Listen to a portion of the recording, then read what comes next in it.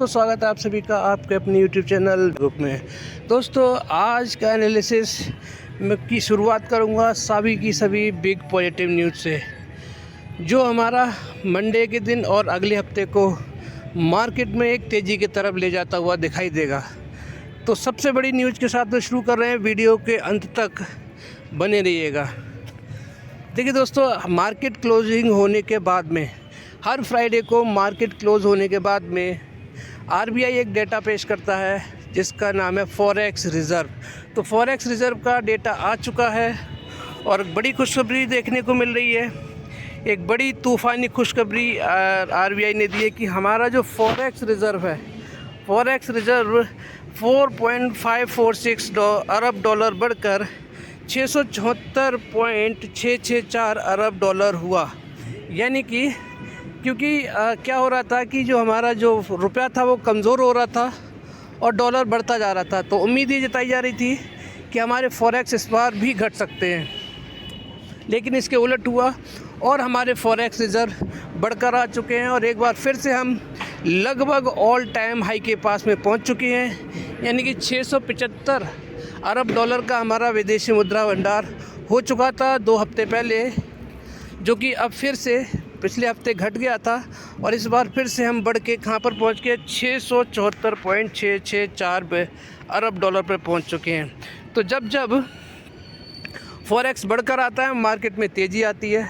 इस हफ्ते भी लगभग हमारी तेज़ी रही। मैंने इस हफ्ते बोला था आपको कि हमारे जो फॉरेक्स हैं वो घट कर आए हैं, तो लेकिन ज़्यादा बड़ी टेंशन की कोई बात नहीं है, क्योंकि घटने के बाद भी हम लगभग ऑल टाइम हाई के आसपास ही खड़े थे, मात्र 5 अरब डॉलर के नीचे खड़े थे। और अब फिर से इसीलिए क्या है, मार्केट पे नेगेटिवली रिएक्ट नहीं होगा, क्योंकि सारे जो कंडीशंस थी, जो सारे सेंटिमेंट्स थे वो पॉजिटिव चल रहे थे, सिर्फ ईरान और इजराइल को छोड़कर। तो इस बार वो भी ख़त्म हो गया कि हमारे जो फॉरेक्स रिज़र्व घट कर आए थे पिछले हफ्ते, वो फॉरेक्स रिज़र्व बढ़ चुके हैं और फिर से हम 675 अरब डॉलर के पास में ही पहुंच चुके हैं। 674.664 अरब डॉलर के पास में पहुंच चुके हैं। तो बड़ी खुशखबरी है, अगले हफ्ते मार्केट को बूस्ट देगा और ग्रीन में ट्रेड करने के लिए आसानी रहेगी। यानी कि हमारा मार्केट अगले हफ्ते भी पॉजिटिवली ट्रेड करना चाहिए। आप देख सकते हैं शुक्रवार को जारी आंकड़ों के अनुसार 16 अगस्त को समाप्त सप्ताह में विदेशी मुद्रा अस्थियां जो भंडार का एक प्रमुख घटक है, यानी कि जो मेन जो इसका जो पार्ट है फॉरेक्स रिज़र्व का, उसमें कितनी बढ़ोतरी हुई है, 3.609 अरब डॉलर बढ़कर अब कितना हो गया, 591.569 अरब डॉलर हो गया है। तो ये जो है, ये इसका रोल क्या होता है, विदेशी मुद्रा आस्तियों से क्या होता है, विदेशी मुद्रा भंडार में रखे यूरो, पाउंड और येन जैसी गैर अमेरिकी इकाइयों, यानी कि जो अमेरिकी जो करेंसी है उसके अलावा जितनी भी करेंसीज़ होती हैं बाकी कंट्रीज़ की, यूरो, पाउंड, येन जैसी अन्य देशों की जो करेंसी होती है, नॉन डॉलर जो होती है, नॉन अमेरिकी जो करेंसी होती है, यानी डॉलर के अलावा जो करेंसी होती है, उसमें उतार चढ़ाव की वजह से प्रभाव को देखते हुए ये फ़र्क डालता है। तो बढ़कर आया, ये अच्छी शानदार न्यूज़ है। अब आप देख सकते हैं कि भारत का विदेशी मुद्रा भंडार 16 अगस्त को सप्ताह के दौरान इतना बढ़कर 674 हो चुका है और आरबीआई ने शुक्रवार को इससे जुड़े आंकड़े जारी किए हैं। पिछले सप्ताह हमारा इतना 4.8 अरब डॉलर घटकर कितना हो गया था, 670.119 हो गया था। 2 अगस्त को समग्र भंडार इतना हमारे सर्वकालिक उच्च स्तर पर पहुंच गया। तो अब ये तो थी एक बड़ी खुशखबरी कि हमारे फॉरेक्स घटकर आ गए हैं। बड़ी ब्रेकिंग न्यूज़ है दोस्तों, मार्केट को ऊपर ले जाएगी, बैंक निफ्टी में तेज़ी देखने को मिलेगी। निफ्टी बैंक में भी जाहिर सी बात है, निफ्टी 50 में भी इससे असर पड़ता हुआ दिखाई देगा, क्योंकि एचडीएफसी बैंक भी हमारे निफ्टी 50 का हिस्सा है। अब बात करते हैं दूसरी बड़ी न्यूज़ के साथ में, जो है एफआईआई डीआईआई का डेटा। खुशखबरी की बात यह है, बड़ी न्यूज़ इसलिए बोल रहा हूँ कि आज लगातार तीसरे दिन एक बड़े अमाउंट के साथ में 1944 करोड़ के साथ में एफआईआई ने फिर से ख़रीदारी की है और डीआईआई तो एज़ यूजुअल जैसी ख़रीदारी कर रहे थे, लगातार वो ख़रीदारी करते हुए जा रहे हैं। यानी कि डीआईआई का सहारा ना होता तो मार्केट हमारा काफ़ी नीचे पहुंच गया होता। और मार्केट को सहारा देने वाला कौन है? DII, यानी कि FII ने लगातार बिकवाली कर रहा था पिछले 3 दिन पहले तक, और DII ने लगातार ख़रीदारी की है, जिसने मार्केट को संभाले रखा है। तो आप देख सकते हैं FII DII का दोनों का अगर आप देखेंगे, दोनों का अगर हम जोड़ दें तो नेट बाइंग निकल के आ रही है 3, यानी कि 3000, दोनों का जोड़ दें तो लगभग 4200-4300 करोड़ की ख़रीदारी निकल के आ रही है। तो ये दूसरी बड़ी न्यूज़ हो गई मंडे के लिए। और हफ्ते के लिए क्या है? फॉरेक्स का डेटा मैंने दे ही दिया है। और क्या बड़ी न्यूज़ है? अब आप इंडेक्स में देख लीजिए। आप इंडेक्स में अगर आप देखेंगे तो इंडेक्स में साफ देखिए बॉन्ड मार्केट में गिरावट आ चुकी है, ये बड़ी बात है। मार्केट में, बॉन्ड मार्केट में आप देखेंगे तो क्या हो रहा है? गिरावट देखने को मिल रही है, यानी कि मार्केट हमारा मंडे के दिन जब तेज़ी पकड़ेगा तो ये ऊपर सस्टेन भी करेगा, क्योंकि बॉन्ड मार्केट में गिरावट है। ये साफ संदेश होता है कि मार्केट में स्टेबिलिटी बनी रहेगी और ऊपर के लेवल पर मार्केट बना रहेगा। ये एक बड़ी न्यूज़ हो गई। दूसरी चीज़ ये है कि अगर हम क्रिप्टो करेंसी में देखें तो क्रिप्टो करेंसी में देखिए अच्छी खासी तेज़ी बनी हुई है, तूफ़ानी तेज़ी लगातार बनी हुई है, यानी कि इसका साफ इशारा जा रहा है बॉन्ड मार्केट का गिरना, क्रिप्टो करेंसी में तेज़ी आना। तो ये साफ इशारा कर रहा है कि फेड जो है अमेरिका का सेंट्रल जो बैंक है वो क्या है, रेट कट की प्लानिंग कर रहा है। और इंटरेस्ट रेट में कट करेगा तो फिर ये बाज़ार को एक बल देगा और एक ऊपर की तरफ भागता हुआ दिखाई देगा। तो ये अच्छी न्यूज़ है। तो देखिए चारों चीज़ें मैंने बताई हैं, सब पॉजिटिव है। अब बात करते हैं हमारी इंडियन करेंसी की। तो इंडियन करेंसी भी देखिए मजबूत हो रही है और डॉलर में गिरावट हो रही है, हमारा रुपया मजबूत हो रहा है। इसका आप देख सकते हैं साफ उदाहरण कि ये 84 तक गया था, $84 तक गया था, अभी कहाँ है? 83.842 डॉलर तक USD INR आ चुका है, यानी कि रुपया हमारा लगातार मजबूत हो रहा है। वहीं अगर कमोडिटी मार्केट में देखेंगे तो गोल्ड में तेज़ी है और सिल्वर में तेज़ी है, कॉपर में तेज़ी है। कमोडिटी मार्केट में पूरी की पूरी आप देखिए तो तेज़ी देखने को मिल रही है। तो ये हल्का सा नेगेटिव है, लेकिन बाकी सारी पॉजिटिव न्यूज़ के आगे एक नेगेटिव न्यूज़ कुछ भी नहीं कर पाएगी। अब बात करते हैं, देखिए मैं आपको गिफ्ट निफ्टी का दिखाता हूँ। गिफ्ट निफ्टी कहाँ ट्रेड कर रही है? ये देखिए 24,886 पे ट्रेड कर रही है वहीं पे। और इसकी आप रेंज आपको दिखाता हूँ कि कहाँ तक आज गया है। 24,974 तक गया है और लो कितना लगा है? 24,786 का लो लगाया है। तो यानी कि प्रीवियस क्लोज कितना था? 24,842 से 42 का था और ओपन कितने पे हुआ था? 786 पे हुआ था। गैप डाउन ओपन हुआ था और उसके बाद में 974 तक हाई भी लगाया अभी कुछ देर पहले तक। तो अभी क्या है देखिए ग्रीन में ट्रेड कर रहा है। तो ये हमारा मंडे के दिन मार्केट को गैप अप ओपन करता हुआ दिखाई देगा। वहीं पे अगर निफ्टी फ्यूचर्स को देख लीजिए, आप निफ्टी फ्यूचर्स को देख लीजिए, ये है आपका 24,854 पे ट्रेड का क्लोजिंग दी है। गिफ्ट निफ्टी का मैंने 24,886 दिखाई दिया है। तो क्या है, यहाँ से भी हमें पॉजिटिव संकेत मिल रहा है। और यूएस मार्केट को देखेंगे तो देखिए यहाँ पे भी बड़ी तेज़ी देखने को मिल रही है। यूएस मार्केट के फ्यूचर्स को देख लीजिए, टेक स्टॉक्स को देख लीजिए, एक बड़ी तेज़ी यहाँ पर देखने को मिल रही है। वहीं पे अगर आप देखेंगे तो हमारा निफ्टी ने कहाँ क्लोजिंग दी है आपको दिखा देता हूँ। 24,823 पे इसने क्लोजिंग दी है। 24,823 के मुकाबले 24,854 पे देखिए आपने फ्यूचर्स ने क्लोजिंग दी है। तो यहाँ से क्या है, गैप अप साफ नज़र आ रहा है और 24,886 पे हमारा गिफ्ट निफ्टी ट्रेड कर रहा है। तो कितना डिफरेंस हो गया? 886 और 823, लगभग 53 पॉइंट का गैप अप अभी हमें यहाँ पर समझ में आ रहा है कि गिफ्ट हमारा जो निफ्टी 50 है वो 53 पॉइंट के गैप अप से लगभग 40-50 पॉइंट के गैप अप से कम मंडे को खुलना चाहिए। तो अब मैं आपको बताता हूँ कल मैंने क्या बोला था। कल मैंने आपको गैप डाउन बोला था।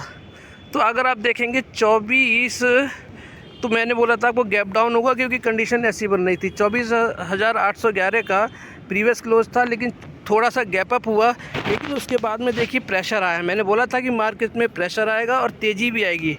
24,858 का हाई भी लगाया है, यानी कि 24,811 के बाद में 24,858 का हाई लगाया है। फ्राइडे का दिन था, प्रेशर बोला था, प्रेशर भी आएगा। लगभग प्रीवियस क्लोज से 100 पॉइंट की गिरावट भी देखने को मिली और आप देख सकते हैं कि लगभग फ्लैट क्लोजिंग के बराबर मार्केट ने क्या किया है, क्लोजिंग दी है, यानी मात्र 11 पॉइंट की तेज़ी पे। लेकिन मैंने आपको एक बात और बोली थी, अगर FII-DII की ख़रीदारी आ जाती है तो मार्केट संभलेगा। वही देखा हमने, FII-DII की ख़रीदारी भी हुई और मार्केट संभला और पॉजिटिव ही क्लोजिंग दी है। तो मंडे के लिए और अगले हफ्ते के लिए शानदार ब्रेकिंग न्यूज़ है कि हमारा मार्केट गैप अप ओपन होगा और ऊपर के लेवल पे सस्टेन भी करेगा और अगले हफ्ते फॉरेक्स हमारे मार्केट को ऊपर ले जाता हुआ दिखाई देगा। अब मैं 5 स्टॉक के बारे में बता देता हूँ जल्दी आपको। सबसे पहले आपको बताता हूँ मिश्र धातु निगम लिमिटेड। देखिए मिश्र धातु निगम लिमिटेड 416 पे आ चुका है और प्रीवियस क्लोज कितना था, 425 का, 429 का हाई लगाया है और 400 का मैंने स्ट्रॉन्ग सपोर्ट आपको बता ही रखा है। तो 400 के आसपास में जब भी आपको मिले आप इसमें 40% यानी 40-60 वाले फार्मूले से आप ख़रीदारी करके जाइए आँख बंद करके, यानी 40% फ़ंड से आप 400 के लेवल पे आए तो ख़रीदारी करिए। 60% फ़ंड जो बचा है आपसे आपके पास में, वो जब 350 पे अगर जाता है तो फिर से एवरेज कर दीजिए। ये है 40-60 वाला फार्मूला, आपको बहुत बड़े रिटर्न ये स्टॉक देता हुआ नज़र आएगा। अब बात करते हैं IRFC की। तो IRFC में देखिए कंसोलिडेशन चल रहा था। मैं आपको बोल रहा हूँ कि ये स्टॉक बहुत ही लॉन्ग टर्म के लिए बहुत शानदार स्टॉक है और आगे आने वाले टाइम में आपको बहुत बड़े रिटर्न देता हुआ दिखाई देगा, क्योंकि पूरे रेलवे सेक्टर को ये फंड सप्लाई करता है। तो 183 पे लगभग 2 रुपये की तेज़ी के साथ में क्लोजिंग दी है और हाई कितना लगाया इसने, 187 का हाई भी लगाया है और ब्रेकआउट करने की कोशिश की है, अपनी रेंज को तोड़ने की कोशिश करी है जहाँ पर ये कंसोलिडेशन चल रहा था।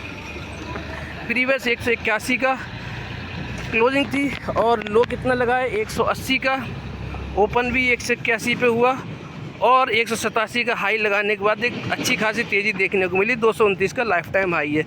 अब इसका चार्ट दिखाता हूँ। देखिए ये जो कंसोलिडेशन है, ये 3 कंसोलिडेशन दिखाऊंगा। ये वाला 140 से 150 का कंसोलिडेशन है, फिर तेज़ी आई। इसके बाद में 170 से लेके 180 का कंसोलिडेशन था, फिर तेज़ी आई, 229 का लाइफ टाइम हाई लगाया। अब फिर से ये कंसोलिडेशन चल रहा है और इसके बाद में जब ये कंसोलिडेशन को ब्रेक करेगा ऊपर की तरफ तो 229 के हाई को भी तोड़ेगा और 250 पौने 300 तक ये स्टॉक जाता हुआ दिखाई देगा। बड़ा स्टॉक है, तेज़ी थोड़े धीरे पकड़ता है, लेकिन जब तेज़ी आती है तो एक बड़ी तूफ़ानी तेज़ी इस स्टॉक में आती है। टाटा पावर की बात कर लेते हैं। एनर्जी सेक्टर का ये स्टॉक है, पावर सेक्टर का। तो टाटा पावर देखिए फिर से कंसोलिडेशन जोन में आ गया है। बहुत ही शानदार स्टॉक है, लॉन्ग टर्म के नज़रिए से बहुत ही बड़े रिटर्न बना के देता है और पहले भी मल्टीबैगर रिटर्न बना के दे चुका है। तो हाई कितना लगाया इसमें, 423 का हाई लगाया, लो लगाया 417 का, 422 पे प्रीवियस क्लोज था और भी क्लोजिंग दी है 417 पे ही। तो जितना सस्ता आपको मिल रहा है, देखिए मौके दे रहा है। ये कंसोलिडेशन बहुत लंबा करता है, उसके बाद में बड़ी तेज़ी देता है। तो ये जो जितना लंबा कंसोलिडेशन हो रहा है ना दोस्तों, ये आपको बड़ी तेज़ी की तरफ इशारा कर रहा है। यानी कि अगर आप में पेशेंस है, लॉन्ग टर्म के लिए खड़े रह सकते हैं आप इस स्टॉक को लेकर, तो आपको ये 600 से लेके 800 के बीच में इसके टारगेट आपको देखने को मिलेंगे। स्टॉक में कोई कमी नहीं है, ख़रीदारी करके जा सकते हैं 40-60 वाले फार्मूले से। जितना नीचे मिल जाए 400, 370, 380 कहीं पे भी टाटा पावर मिल जाए, आंख बंद करके ख़रीदारी करके जा सकते हैं। बात करते हैं PIGL की। 55 रुपये का जब ये स्टॉक था तब मैंने आपको रिकमेंडेशन किया था, 150 का टारगेट दिया था, 150 का टारगेट दिया था और देखिए कहाँ पर अभी ट्रेड कर रहा है, 154 पे, और अभी भी ये रुकने का नाम नहीं ले रहा है। अपर सर्किट जा रहे हैं। मार्केट कितना क्रैश हुआ है इस पर कोई फ़र्क नहीं पड़ा और आज देखिए कहाँ पर आ गया है। 150 का टारगेट मैंने आपको दिया था, वो पूरा हो चुका है और अभी भी अपर सर्किट ही लग रहे हैं। देखिए एक भी दिन मार्केट में कितनी गिरावट आई, लेकिन इस स्टॉक में कोई गिरावट नहीं आई, सारे अपर सर्किट हैं। मूविंग एवरेज एक्सपोनेंशियल लाइन के ऊपर ये टिका हुआ है और बड़ी बिल्डिंग बना के खड़ा हुआ है। तो अब इसमें ख़रीदारी का तो टाइम अभी है नहीं, क्योंकि महंगा हो चुका है ये। 80, 90, 95 पे कहीं पे भी मिले अगर ये गिरावट में, तो फिर इसमें दोबारा से ख़रीदारी करके जा सकते हैं बिना कुछ सोचे समझे। बड़े रिटर्न फिर से बना के ये देगा। बात करते हैं 5वीं और आखिरी स्टॉक की, RBL बैंक की। कल 230 पे क्लोजिंग दी थी। मैंने साफ बोला था इसमें कि जब जब तक ये वीकली क्लोजिंग 231 के ऊपर ना दे दे तब तक ख़रीदारी नहीं करनी है। 2 लेवल बताए थे, या तो 180 या 190 पे मिल जाए तब ख़रीदारी करिए, या 231 के ऊपर वीकली क्लोजिंग दे दे तो ख़रीदारी करिए। तो हम ख़रीदारी करेंगे, इसमें ज़रूर करेंगे, लेकिन 231 पर वीकली क्लोजिंग दे दे तब हम इसमें ख़रीदारी करके जाएंगे 270 290 के टारगेट के लिए। स्टॉक बहुत शानदार है, कोई कमी नहीं है।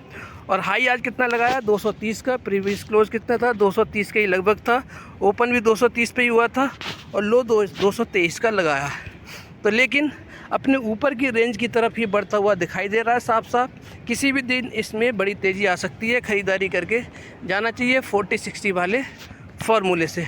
ये देखिए यहाँ पर देख सकते हैं, अब यहाँ पर ये हल्का फुल्का 220 से लेके 231 के बीच में कंसोलिडेशन चलेगा, और इसके बाद में जो तेज़ी आएगी फिर वो तेज़ी रुकने वाली नहीं है। तो ये था मेरा आज का एनालिसिस निफ्टी बाज़ार का, पूरे निफ्टी बैंक का भी मैंने आपको बताया, पूरे शेयर बाज़ार का एनालिसिस, और 5 स्टॉक्स का एनालिसिस। ये 5 स्टॉक आपको आने वाले टाइम में बड़े ही मल्टी बैगर साबित हो सकते हैं। तो वीडियो अच्छी लगी तो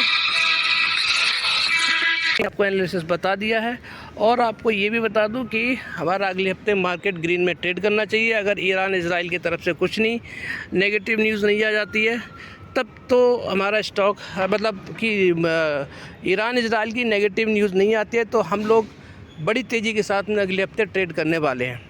ये था मेरा आज का एनालिसिस। वीडियो अच्छी लगी हो तो लाइक से सब्सक्राइब करना बिल्कुल मत भूलिएगा। आप सभी का दिन शुभ रहे। राधे राधे, जय श्री राम, जय श्री।